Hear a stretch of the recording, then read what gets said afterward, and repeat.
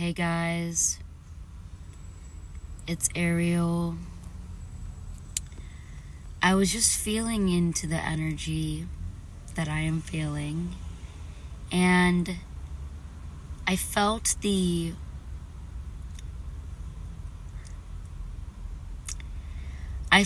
version of me that was enjoying life, yes, on an adventure, yes, but the version of me that decided to live homeless with my partner at the time because that was the situation he was in.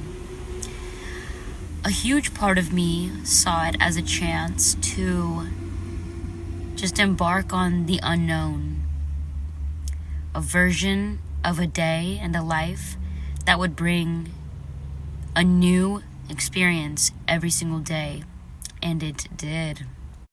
Obviously, it was not all fun and games. Most of it was, because the entire time I and we were being protected and guided by both of our ancestors and by God, even if that didn't make logical sense to anybody in our realities. It was the only option at the moment that seemed like the right one. And if anybody was walking in my shoes at the time that this took place, they would have chosen the same thing if they are someone that trusts God.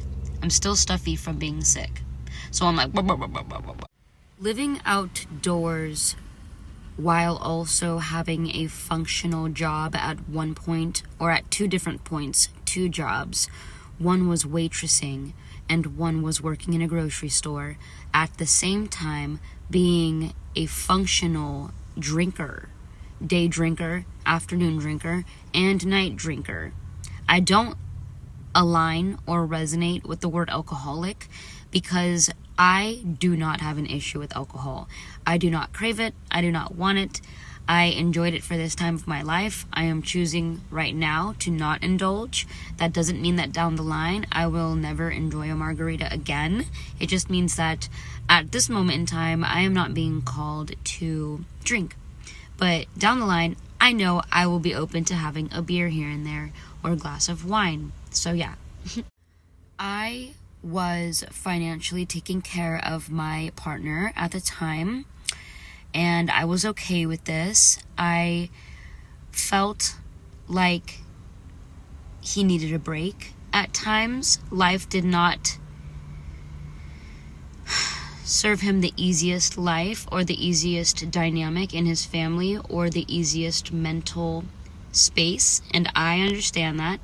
I also went through a lot of mental turmoil, so I resonated with him.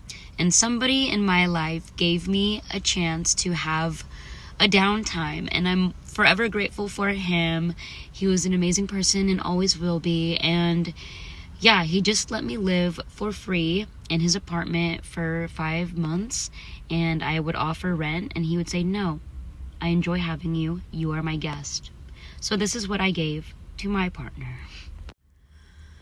We had a lot of journeys, which I will definitely make more videos that are in regards to the adventures that my ex and I went on during the time of our lives where we were living in a tent for most of it. And then when we got removed, we went into a different one in a different location.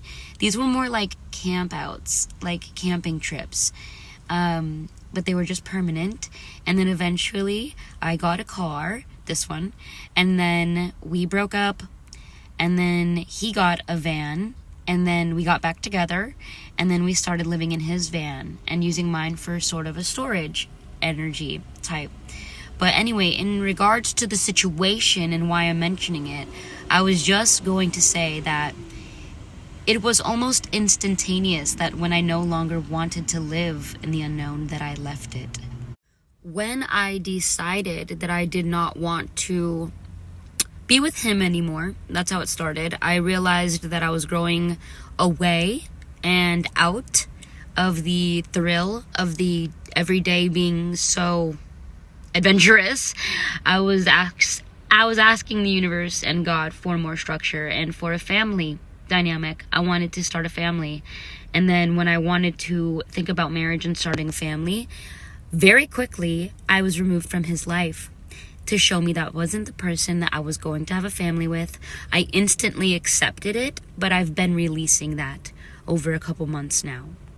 So God made his moves, his great, fantastic, divine, and holy moves, and created a life for me instantaneously. One day I was living in a van. The next day I was in an amazing apartment complex back with my mom, and everything you can ask for, just safety, a shower, a bathroom. Like, oh my gosh, I really got to know what it was like to live off of the land. And to anybody else, they'd be like, that's crazy, blah, blah, blah. I don't care. I loved it. And I still look back and I'm like, I just cherish it. Oh my gosh. I just cherish it so much. I learned so much about material and money and what's important and what's not important in life. And connection is important. And understanding and love, compassion. And all the while, when I was living out there and we were living together and we were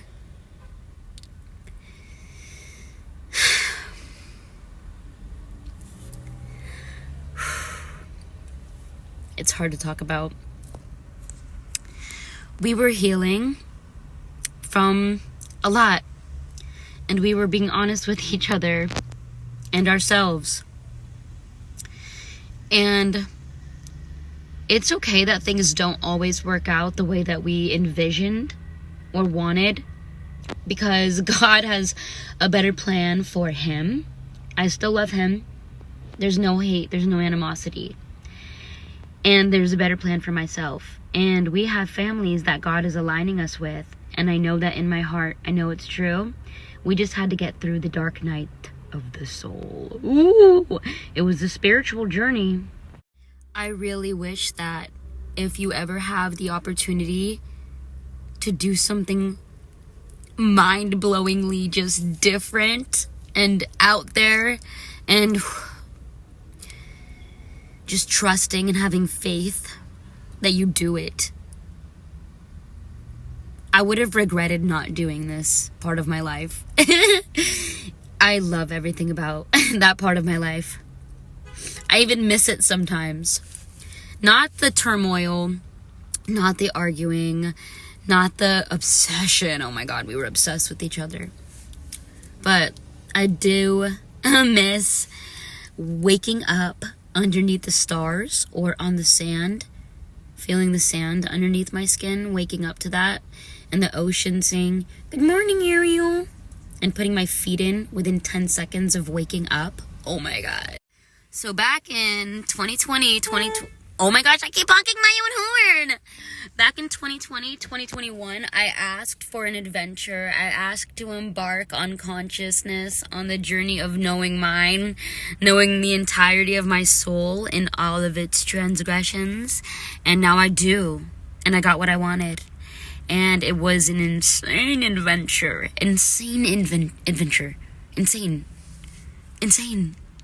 It was fun. It was great. But the moment that I wanted it to end, and the moment I wanted structure, God was like, boom, overnight. That song by Logic. Tell me how you really feel. You can hate me, but I'm not the reason that your life is lame. Tell me, is it really so hard to be a good person? Tell me, is it really so hard to stop acting like a bitch? I treated everybody with respect and now I'm rich. I treated everybody with respect. But maybe you got issues with your daddy though. Maybe you got bullied back in high school. Maybe you are just a tool. Tell me, is it really so hard to be a good person? If you guys lived outside, you would want to be a good person because you meet every walk of life and you gain the respect. I don't give a fuck what you guys think. You gain the respect of the trees, of the animals. They respect you and they recognize you. They feel like you are one of them. And now I'm back in structure, I'm back in real life, and I have all of this wisdom. That's why I'm doing this with you guys, okay? I gotta go back in. I had fun talking about it, but I love you. Mwah.